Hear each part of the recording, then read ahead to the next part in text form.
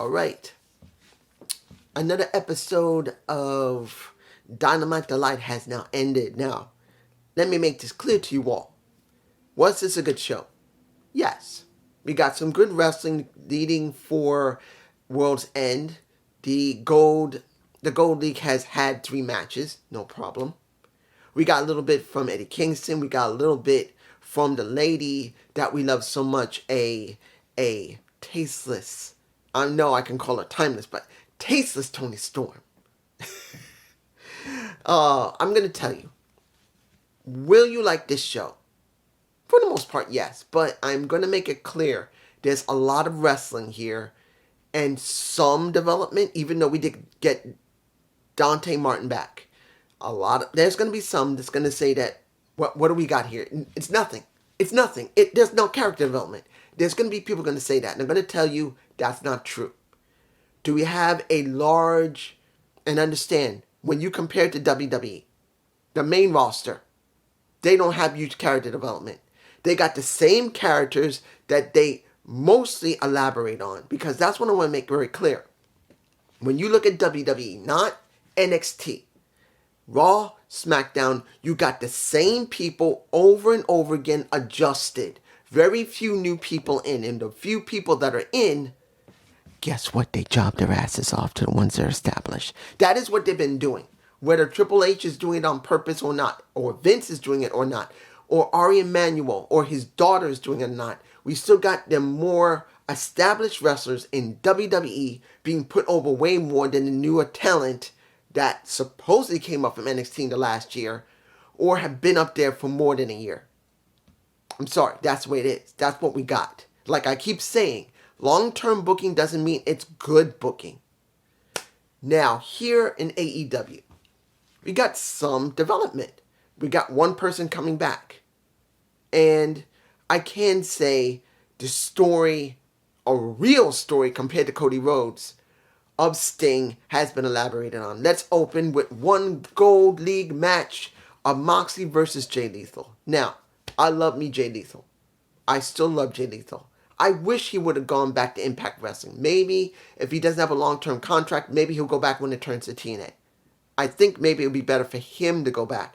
Not Sanjay Dutt, not Jeff Jarrett. If Jeff Jarrett went back, I think the Slick Daddy would lose his shit. I think he'd lose his shit. And if he was there, he would lose his shit and he would have to do TNA reviews. He would, because he could not get away from Jeff Jarrett. J-E-L-L. J-A-E-E-C, whatever. I can't remember the rest of it because I can't spell. I'm a YouTuber. There's an old saying for virtual YouTubers, the ones who have those animated characters. I'm a VTuber. I can't read. For me, as a dyslexic, I can only read very well, or spell that well either. But if Jeff Jarrett went back to TNA, I give my word, I truly believe if Karen is with him, you're going to hear the Slick Daddy come back with a vengeance. But that's just me. That's what I want. That's what you can tell me below. But did I like the match with him and Moxley? Yeah, it wasn't bad. I did not expect Moxley to lose. Let's make it clear. I may love Jay Lethal, but do I believe they booked him very much? No. They have not booked him a lot. Even though he's been in a big group, which most people do not mind much, he has not been on the main roster a lot, which is Dynamite. Collision, I don't know. And ROH, if that's where they mainly are working, I don't watch it. So, this is what we got. Moxley has 6 points. He's now won 2 matches. He's got 6 points. Jay has not gotten a point yet. Now, the next match. Another Gold League match. And this is where it gets a little interesting. When we got Rush versus a Mark Briscoe. Now, I'm not saying Rush is hurt. I don't believe he was. At one point, it looked like he might have pulled something in his left leg. Either a hamstring or something. He might have pulled something. Now, also, this could be part of the story. I think it might be. Because he really didn't act that hurt later. But he was doing that. Now, that could be added into the story of the tournament itself for the Continental Classic. Making it so clear that that person will be a Triple Crown champion. The question is going to be, is that person going to be carrying 3 titles? Or is he just going to be carrying the Continental title? And that's it. Because That does not mean he has to carry all 3 titles with him. I think he'll only carry the Continental title, and when he goes to New Japan Pro Strong, he will defend that, and when he goes to ROH, he will defend that. He will only have 1 title for each show. That's what I'm thinking. But this is what we got. We got a good match. I truly have to say this. Mark Briscoe by himself, he is a good methodical wrestler. Is he crazy with those teeth missing? And I shouldn't be talking because my teeth are all crooked because of my wisdom teeth shoving everything to the left. And I'm too damn scared to go and see a dentist. Again, got these suckers taken out. It took me 6 months to feel comfortable. Yeah, about 5 to 6 months. But that was during the pandemic, so I was freaked the hell out. But he is a very good wrestler. I believe he's better than Rush. I do believe that. And this is really the first time I've been seeing him consistently wrestling by himself and showing how he could work by himself, because he used to work in ROH by himself at one point. He now has no points, but Rush now has 3 points because he won. I kind of wish it was the reverse. I think Mark should have won instead of Rush. I think it would have been better with Mark Briscoe instead of Rush. And I'm not against Rush either. Third match. That was not a... Let me give it to you like this. This is not a Golden League match. It's just a regular match. We see AR Fox versus Wardlow. Wardlow's rise is still a decent one. Knowing that the only thing he cares about is killing MJF. He wants to destroy him. He wants to annihilate him. But here's one problem for me personally. He's made it very clear nothing else matters. He doesn't care about attitude. He doesn't care about money. He doesn't care about nothing. He just wants to get his hands on MJF and take everything from him. When you look at this match, parts of the match, he was showboating. Like he used to. And I think that wasn't wise. If he wants to show how much he's going to destroy MJF, showboating is not something he needs to do. Walking around the ring like I'm the biggest shit. No. What I think he should have done was basically just destroy and annihilate AR Fox. No joking around. Just grab him. Beat him up like he did the other wrestlers. Here, he's acting like the old Warlord to a certain extent. And I don't agree with it. I think he shouldn't have done that. He should have just beaten AR Fox, destroyed him. They could have still done the stoppage like he's been getting lately. That he's nailed people so hard, they have to stop the matches every single time. And he wins. And that's what I think it should have been. He should have nailed him. And then when he wants to prove a point, he stands there for a minute, screams MJF's name, or just go, and just goes at it. Not just walk around like this and showboat. I think that's not the wisest thing. Moving on. Trios match. Now we get Dante, Darius, and Action Andretti together. And I think as a trios, it works. Now that Dante has returned. And this is going to be a question of how he works now, because I don't know if he got any steel plate in his ankle or his leg. You never know. You may have screws in it in the steel plate. You never know. Unless it healed 100% normally. It might have. But you never know how a wrestler acts once he has a break like he did. He had a nasty break where his leg went like this. Literally. Here's his foot when he landed with Pentagon. It went like this. If you saw it, it was nasty. That was an incredible spot. That was horrid. You don't want to see someone's ankle twist backwards, which it didn't. The only thing that's making it stay there is the skin. Whew. The match was fine. Dante didn't really do a lot in the beginning. He didn't. It was Action Andretti, then Darius, and then Dante. I didn't see a lot from him. Doesn't mean he didn't do any flips and he didn't do what he normally did to a certain extent. But I think they're going to ease him into it. That's what I think. Match was fine. Of course, the Hardys had to lose with Brother Zeke. Brother Z. Or Zeke? I think his name's Brother Zeke. But I kind of feel sorry for the Hardys. They're not really doing much. Unless it's on ROH TV, they're not really doing a lot. This has got to be their last run. I'm not saying they're just going to leave after this year, but I doubt they're going back to WWE. I think legitimately this might be their last run together as a tag team. Just like when let me give it to you like this. FTR already said, when they leave here, they're retiring. Supposedly retiring. But when I think with the Hardys, I think they've reached the point where the only thing they need to do is just make enough, then retire AEW and work in their dojo. Because they do have a dojo of their own. They do have a school. And I think that's what they need to do. That's what I think Jeff really needs to do. No more traveling. No more, because he will... I don't want to say that he's going to relapse. I'm hoping he never relapses again. But it could happen because of how hard the road can be as you travel. And that's something I worry about when it comes to him. So I'd rather see that he and his brother work in AEW as much as they can and then just retire from the business permanently. Work to teach the next generation. That's what I think should happen. But that's just me. Next, the match that just still upsets me. But it's good to see it. Let's make it clear. We got a house rules match for and I'm kind of surprised it would go there with Julia Hart. But since she is part of the House of Black, she wanted to incorporate it into the match. Or Tony wanted to incorporate it into the match. To give her as much difficulty as possible to make her more valid. In this case with Emi Sakura. And again, Emi Sakura, who decided she wanted submission to be taken out of the match completely. So Julia could not win by submission. It was a good match. Emmy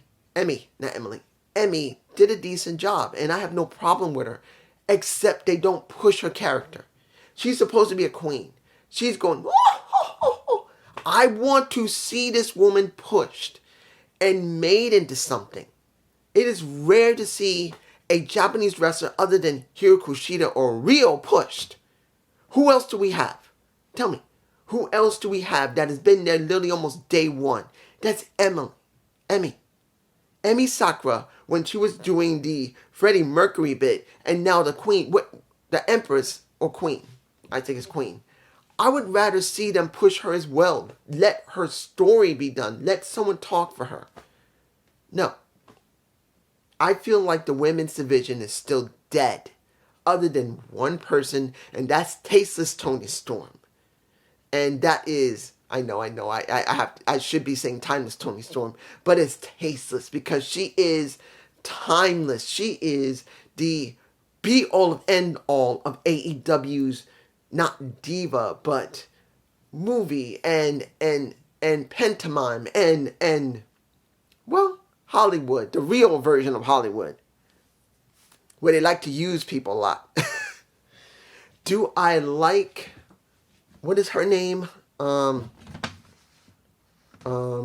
Marie, what, Mara or Marsha? I'm not sure what her name is. I keep forgetting May's name. Mariah. There you go. I think her name is Mariah. She was part of that segment with City. Why did he call himself City? I never understood why he called himself that. But was it done well? Yes. He had to throw her slippers off because she felt her feet were swelling. I love Toni Storm. This is the first true wrestler that has been built, that isn't a man, properly and made into a real character. I love Toni Storm. I love they have to make it in black and white. It is only exclusive to her and Darby Allin. I mean, Darby done black and white before, but she's doing it more than him. And I love it. It's just exclusive to her. It means a lot how special that feels. And in this situation, it sells. Not only we get more women we can feel, because we don't feel any women. We see the same old women over and over again. I went to check up on, what is her name? Mariah.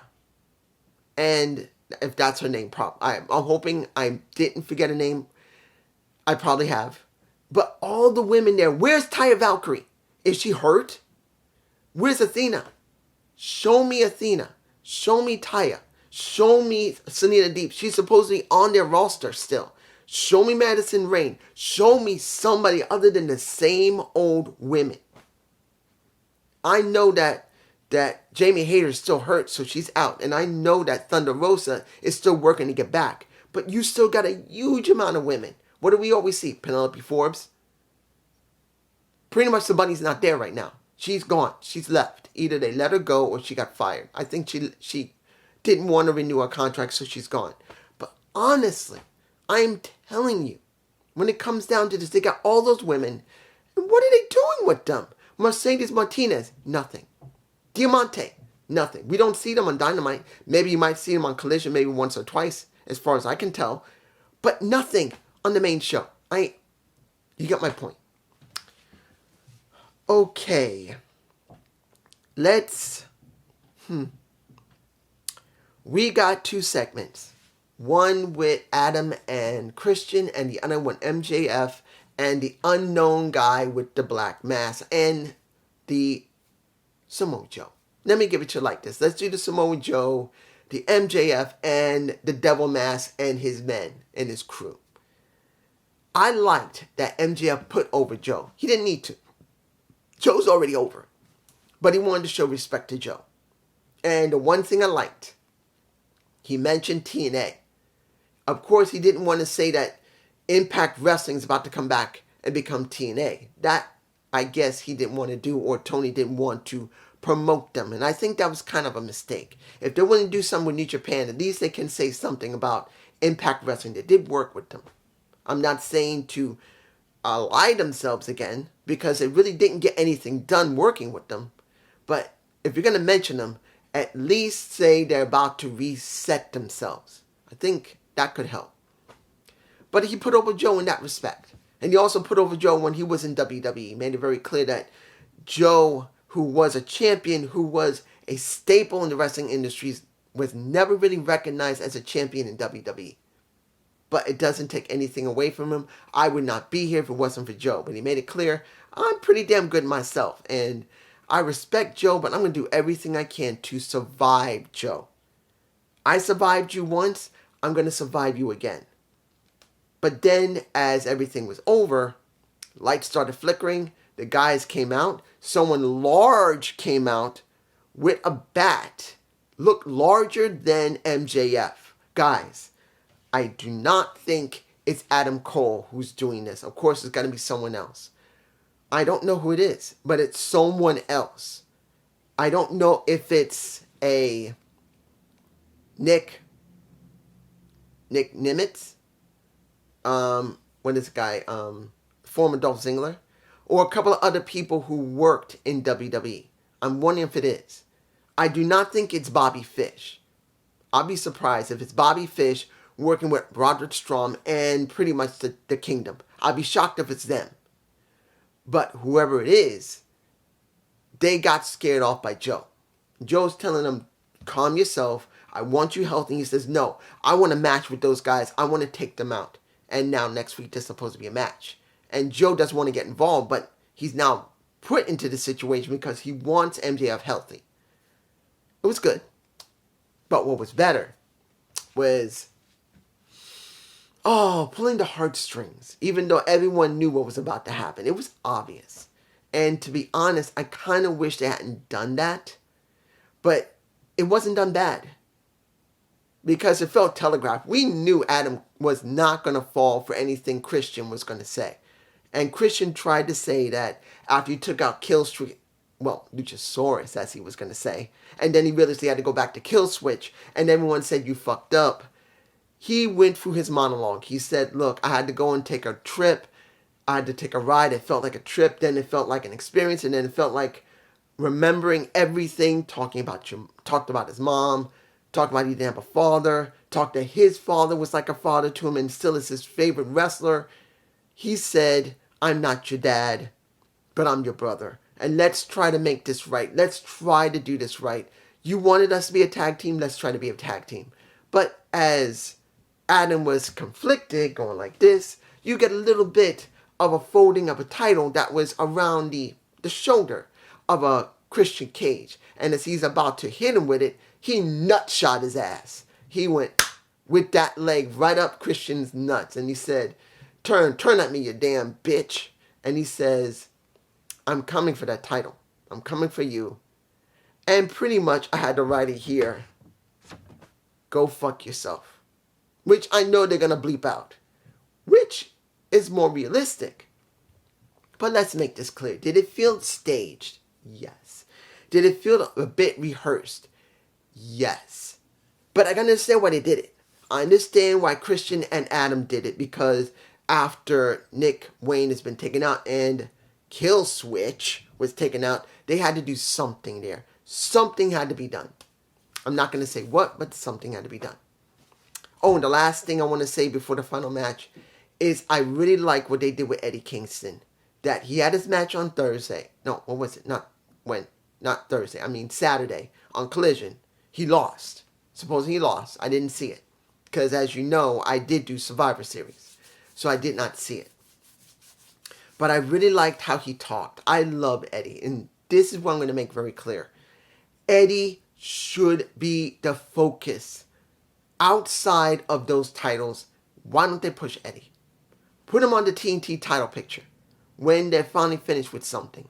I truly believe he could have been a TNT champion. Or better yet, head for the world title. I'm not saying he'll win, but at least people could buy an Eddie Kingston. I'm just saying. Final match, which was another Gold League match. Swerve Strickland versus Jay White. Now, let me make this clear.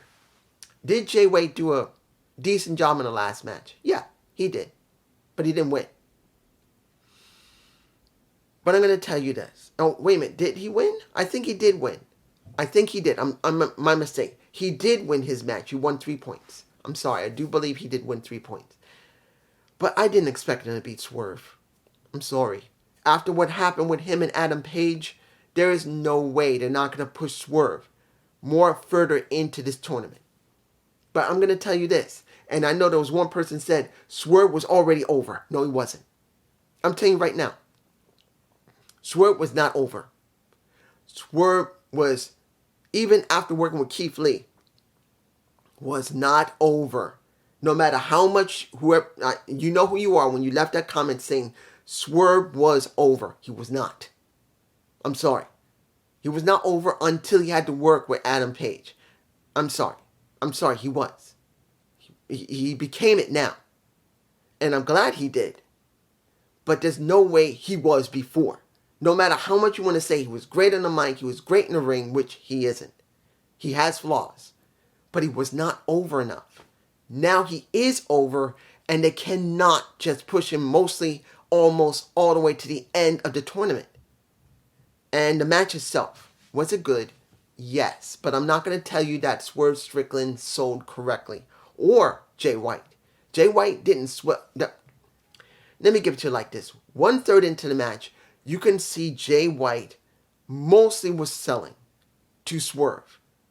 But I'm not going to tell you Swerve was selling a lot. He was not. The only time when he sold really good is when he landed on his shoulder and he made it about that. But after like 2 or 3 or 4 minutes, that was gone. He didn't act like his shoulder was an issue. Now, one of the things you have to be able to do when you're working a match is to make sure you sell enough to make people have sympathy for you or make people hate you and want you to get hurt more. He didn't do that. He does not sell very well, either because he doesn't want to sell, as I said before, or he can't. He just doesn't have that ability. Now, were the fans cheering for him in Minneapolis? Hell yeah, they were. They were cheering big for him. And I'm not taking nothing from it. But I'm not going to tell you that he was 100% over before his feud with Hangman Page, because he wasn't. And I'm not going to tell you that he's a great wrestler because he has flaws. He doesn't sell very well all the time, either because he doesn't want to or because he can't all the time. There are very rare moments I've seen him sell correctly or very well. And this ain't one of them. But it doesn't take anything away from the match being good. It was a good match. It's just the selling wasn't very good for either one of them. In the end, Swerve Strickland won. He has 6 points. Jay White has 3 points. And we go from there to Saturday, where we're going to see the Blue League. And I believe Bryan Danielson is going up against Eddie Kingston.